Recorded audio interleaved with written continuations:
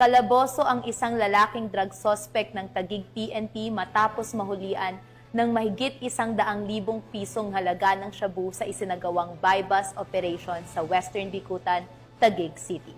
Nakipalita dyan si Patrolwoman Ivy Corporal.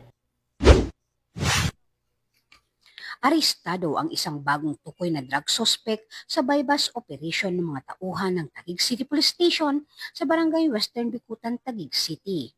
Kinilala ang suspect na si alias John Paul, 25 anyos, walang trabaho at isang street-level individual.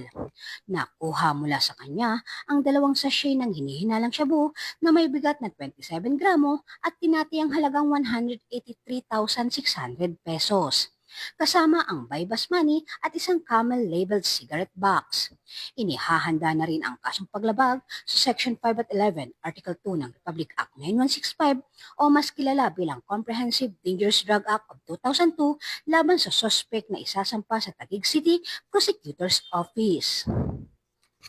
Mula dito sa Metro Manila, ako po ang inyong PNN correspondent, Patrolwoman Ivy Corporal, alagad ng batas, tagataguyod ng balitang pulis.